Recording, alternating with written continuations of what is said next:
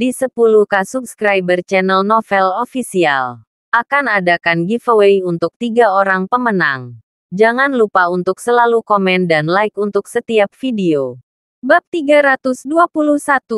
Saat ini, Claire sangat khawatir dengan cedera ayahnya. Dia tidak pernah menyangka bahwa Zhong Jingliu, yang diundang Gao Junwei, sebenarnya adalah seorang dukun. Sekarang Zhong Jingliu telah terlihat. Siapa yang bisa menyembuhkan tulang punggung ayahnya di seluruh Aurus Hill? Hanya memikirkannya, Charlie berjalan ke arahnya dengan Tianqi dan memperkenalkan Claire. Ini dokter terkenal. Tianqi berpengalaman. Dia bisa menyembuhkan luka ayah kita. Saat Claire dan Elaine mendengar ini, mereka sangat senang. Ibu dan putrinya tidak pernah menyangka bahwa Tianqi, seorang dokter pengobatan tradisional ternama, bersedia merawat Jacob. Claire buru-buru berkata, "Tuan Tianqi, penyakit ayah saya mohon agar Anda menyembuhkannya untuk kami." Tianqi tersenyum sedikit dan berkata, "Ni, Wade, yakinlah, Tuan Wade memiliki rahmat untuk menemukan kembali saya. Saya pasti akan berusaha sekuat tenaga." Setelah selesai berbicara, dia mendekati Yakub yang sedang berbaring di ranjang rumah sakit, mengeluarkan pilnya, memotong setengahnya dengan sangat hati-hati, dan memasukkan setengah obat ke dalam mulut Yakub dengan mata semua orang mengharapkan.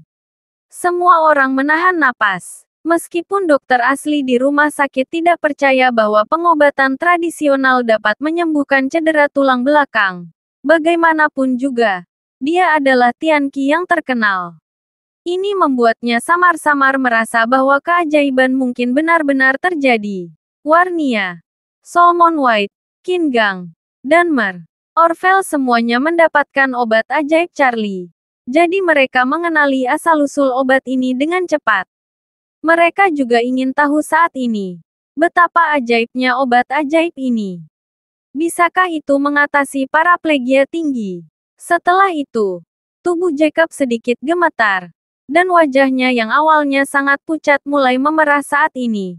Dan mata tertutupnya perlahan terbuka pada saat yang bersamaan.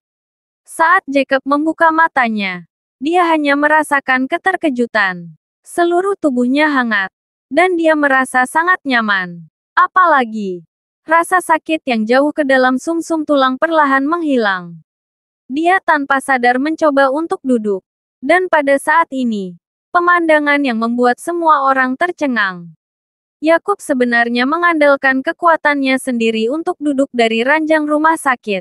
Semua orang yang hadir terkejut setelah melihat pemandangan seperti itu.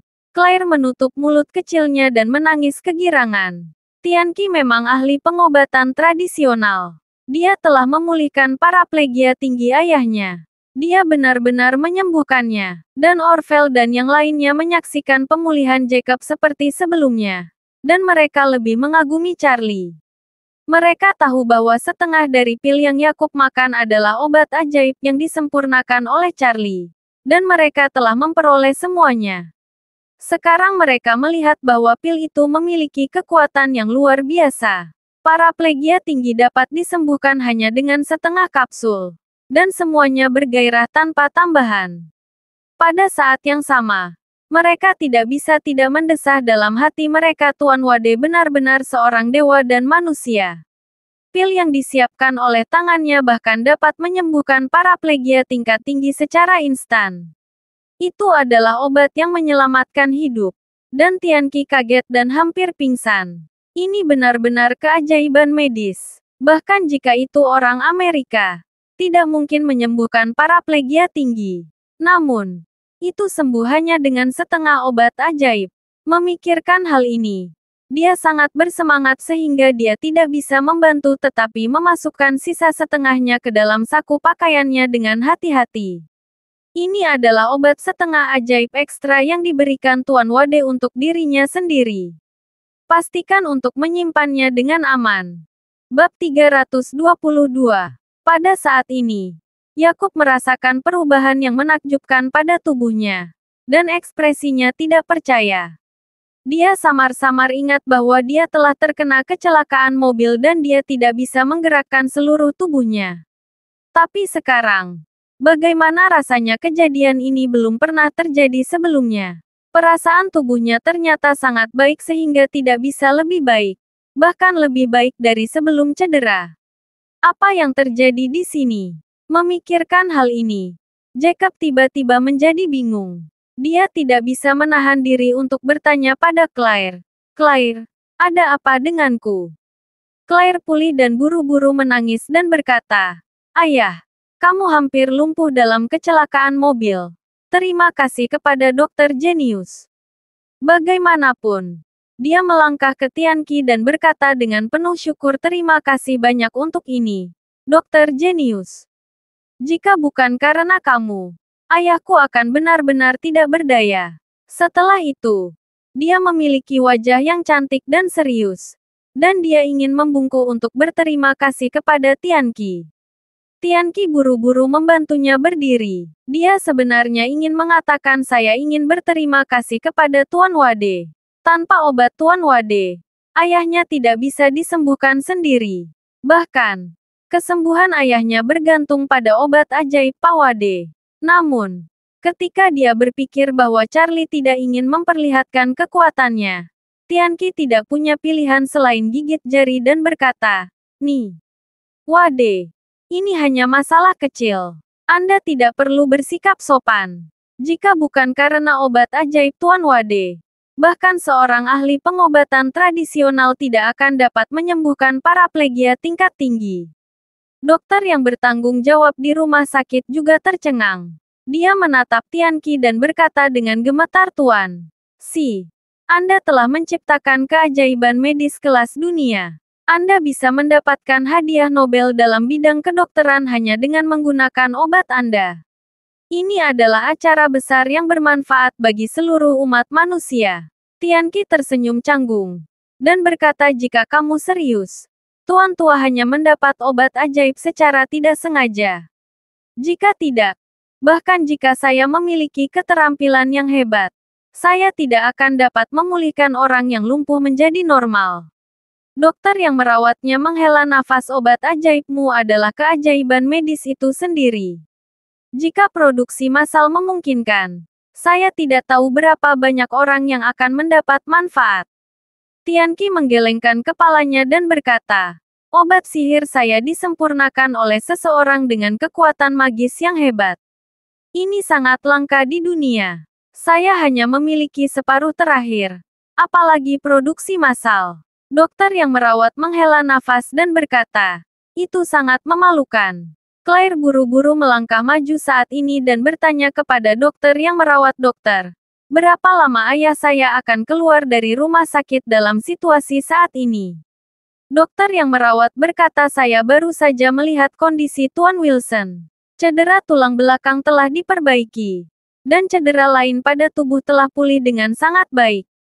Namun, saya tetap menganjurkan agar Anda mengamatinya di rumah sakit selama beberapa hari terlebih dahulu. Biarkan Tuan Wilson beristirahat dengan baik. Tianqi di samping juga berbicara ya. Nyonya Wade. Biasanya terluka. 3 poin bergantung pada perawatan. 7 poin pada dukungan.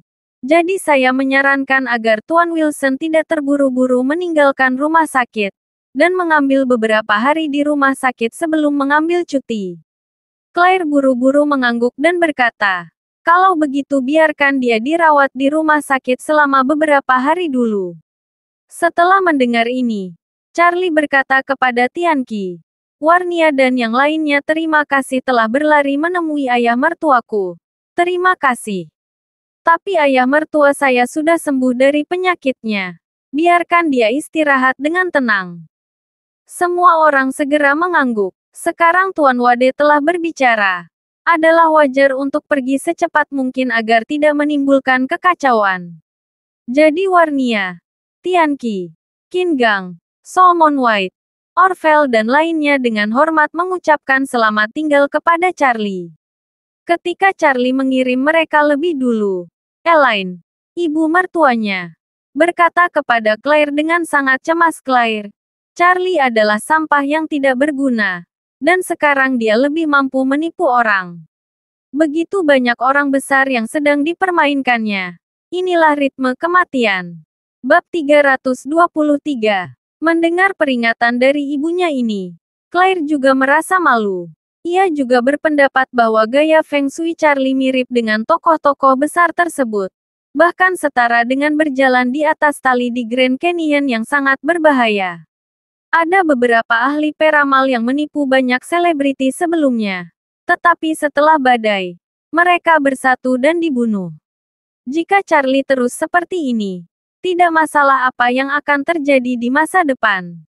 Elaine melihat bahwa Claire juga khawatir, dan tahu bahwa dia telah berhasil memindahkannya, dan bergegas ke rel kereta api saat cuaca panas setelah ayahmu keluar dari rumah sakit.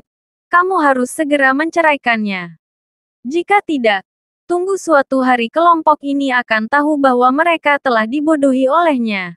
Tetapi keluarga kita masih harus menderita secara keseluruhan. Saat dia berkata, Elaine menambahkan Anda tidak melihat Gao Junwei itu. Dia terlempar ke bawah tanpa mengucapkan sepatah kata pun. Charlie sangat membohongi mereka. Dan aku tidak tahu bagaimana mati saat itu. Claire berkata dengan tidak senang Bu. Charlie baru saja meminta seorang dokter jenius untuk menyelamatkan ayah. Bagaimana kamu bisa mengatakan hal seperti itu?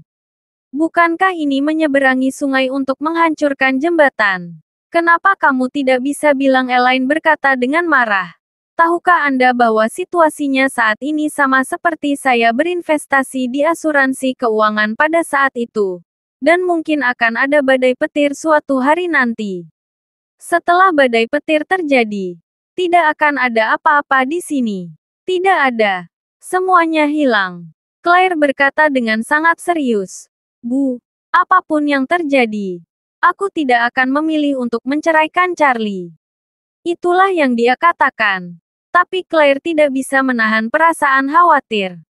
Dia tidak takut Charlie akan menyakitinya dan keluarga Wilson di masa depan.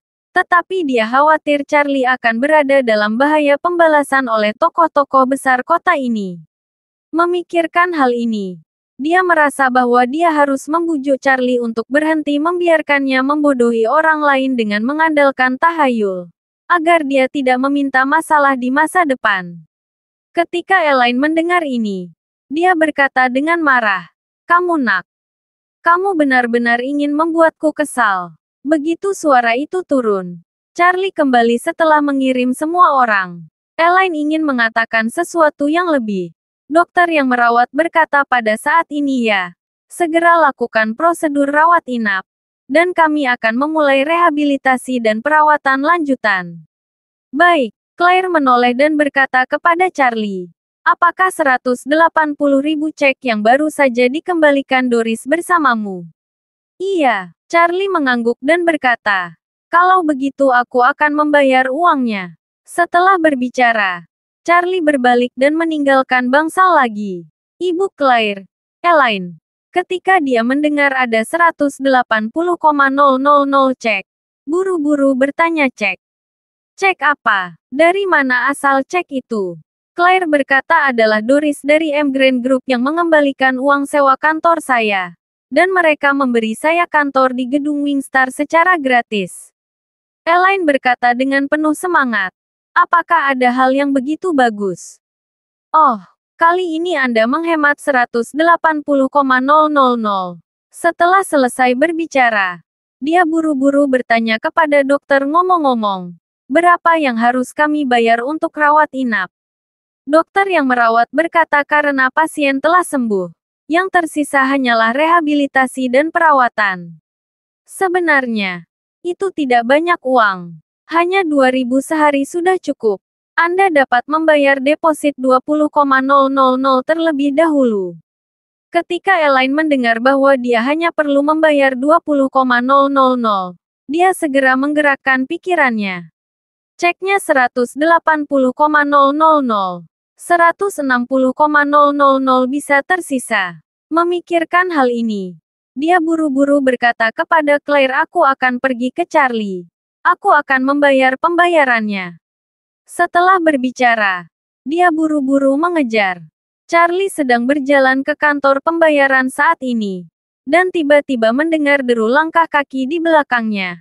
Menoleh, ibu mertua Elaine sudah ada di sana. Elaine berdiri diam di depannya dan memerintahkan dengan terengah-engah. Charlie, bawa ceknya. Dan aku akan membayar biayanya. Charlie tidak tahu bahwa dia rakus untuk sisa 160,000. Jadi dia berkata, Bu, kamu bisa kembali dan menemani ayah.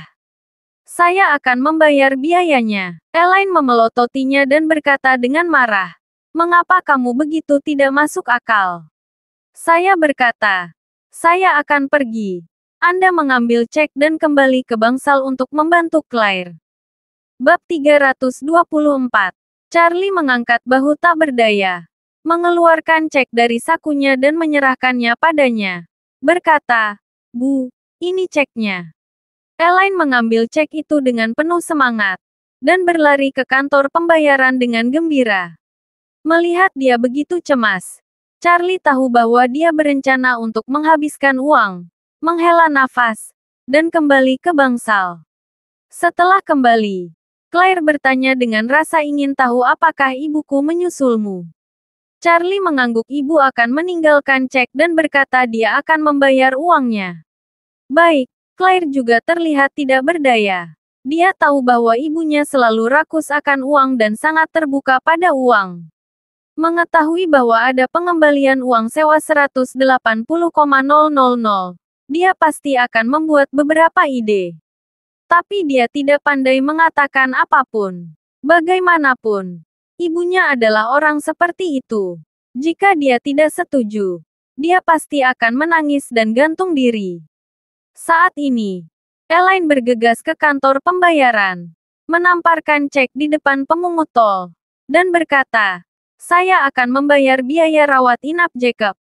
Pemungut tol mengangguk, membuka file, melihat informasi rawat inap, dan berkata itu cukup untuk membayar 20,000, mengembalikan uang lebih banyak dan lebih sedikit riasan. Baik. Elaine tidak bisa menyembunyikan kegembiraannya dan berkata bayar dengan cek ini. Dan kirim sisanya ke kartu pribadi saya. Setelah selesai berbicara, dia mengeluarkan kartu banknya, menyerahkannya, dan berkata pukul saja kartu ini. Jangan terburu-buru. Penagih tol itu bersenandung, mengambil cek itu dan melihatnya sekilas. Tiba-tiba terpana. Elaine tercengang ketika melihatnya. Berpikir bahwa dia sengaja disabotase, dan berkata dengan marah ada apa denganmu? Anda harus menghadapinya dengan cepat. Aku masih ada yang harus dilakukan. Si pemungut tol kembali sadar. Melihat wajah Elaine tidak sabar. Dia juga sedikit marah. Dan langsung melemparkan cek ke wajah Elaine. Dan berkata dengan marah saya pikir Anda adalah pasien dari Departemen Psikiatri. Baik. Ambil cek sebesar 100 juta untuk membayar tagihan rumah sakit. Tidak minum obat hari ini. Apa? 100 juta. Elaine mengerutkan kening. Menundukkan kepalanya dan mengambil cek di tanah. Dan ketika dia melihatnya, dia dikejutkan oleh angka 0 yang besar di cek. Sambil menghitung, dia bergumam pada dirinya sendiri 1, 10, 100, 1000, 10.000. 100.000, 1 juta, 10 juta, 100 juta. Menghitung di sini, dia dibutakan dan berkata ini 100 juta. Ini sebuah keberuntungan. Pemungut tol tidak bisa menyembunyikan amarahnya dan berkata saya bilang kamu sakit. Di mana Anda mendapatkan cek nakal dan berani datang kepada saya untuk berbohong? Percaya atau tidak? Saya akan menelepon 110 untuk menangkap Anda dan masuk penjara karena penipuan. Saat itulah Elaine kembali sadar. Dan tiba-tiba dia ketakutan dengan keringat dingin. Ya Tuhan, hampir sesuatu yang besar terjadi. Bagaimana mungkin cek 100 juta ini benar? Putrinya dengan jelas mengatakan bahwa itu 180,000. Dan cek 100 juta ini pasti milik Charlie. Sutra bau ini. Tidak apa-apa berbohong kepada orang-orang besar dan kecanduan. Dan dia membawa cek palsu senilai 100 juta. Saya hampir mengadu sendiri. Saya benar-benar tidak tahu apakah orang ini disengaja atau tidak disengaja. Tapi ini semua adalah bukti penipuannya. Tidak mungkin. Charlie berani menipu saya. Dia harus mengambil cek ini. Di depan Putri. Menghadapinya secara simptomatis. Apapun yang dia katakan hari ini. Dia harus meminta putrinya untuk menceraikan pembohong besar ini. Bab 325. Charlie berada di lingkungan. Berbicara dengan istrinya Claire dan Jacob. Saat ini, pintu bangsal ditendang dengan keras. Ibu mertua Elaine bergegas masuk dengan ganas. Begitu dia masuk, Elaine mengambil cek $1 miliar di tangannya. Dan sambil mengocoknya dengan keras, dia mengutuk Charlie. Kamu bad start. Bahkan kamu berani menipu. Charlie tertegun. Dan bertanya dengan heran, Bu. Yang mana yang kamu nyanyikan? Kapan aku berbohong padamu? Elaine mengabaikannya. Lari ke Claire. Dan mengeluh Putri. Anda harus menceraikan pembohong besar ini. Orang ini gelisah dan tidak baik. Dia ingin menipu ibumu. Claire juga bingung dan bertanya. Bu, ada apa? Elaine menyerahkan cek itu kepada Claire. Dan berkata dengan marah. Lihat. Kain suami Anda benar-benar memberi saya cek palsu senilai 100 juta. Kasir di rumah sakit hampir menelepon polisi dan membuat saya ditangkap. Panggil aku scammer. F***. Charlie merasakan sedikit di dalam hatinya. Ini, cek 100 juta ini. Warnia menghormatinya. Sialan. Pasti sudah dimasukkan ke dalam saku dan bingung dengan 180,000 cek. Ini sudah berakhir. Bagaimana menjelaskannya? Claire melihat cek kali ini. Wajahnya tiba-tiba sulit dilihat. Dia berseru Charlie. Apa yang terjadi dengan cek palsu 100 juta ini? Apakah Anda sekarang terlibat dalam penipuan? Charlie buru-buru menjelaskan, oh, istri. Ini adalah kesalahpahaman. Claire mengerutkan kening dan bertanya. Apa yang terjadi? Jelaskan dengan jelas padaku. Elaine berkata ke samping saya perlu bertanya. Cek ini pasti alat bantu yang dia bawa untuk menipu orang. Dia tidak sengaja memberikannya padaku. Untungnya. Itu diberikan kepada saya. Jika benar-benar digunakan untuk menipu orang, polisi tidak dapat menangkap dan menembaknya. Setelah selesai berbicara, dia melihat ke arah Claire lagi. Dan berkata dengan sedih Claire, sampah ini keluar dan berani menipu 100 juta. Anda berani percaya keberanian seperti itu. Jika Anda tidak menceraikannya, seluruh keluarga kami akan dibunuh olehnya. Wajah Claire juga menjadi dingin. Menatap Charlie. Dan berkata, Charlie, jika kamu tidak menjelaskan ini dengan jelas, aku akan mempertimbangkan untuk menceraikanmu. Anda miskin. Saya bisa menerimanya. Tetapi jika Anda tidak mengikuti jalan yang benar, mencuri dan menculik, maka saya tidak dapat melewati Anda. Charlie berbalik dan buru-buru berkata sedih istriku. Biarkan aku jujur padamu. Cek 100 juta ini. Aku benar-benar membelinya dari toko pemakaman. Toko pemakaman. Claire dan Elaine sama-sama terkejut dan bertanya ada apa.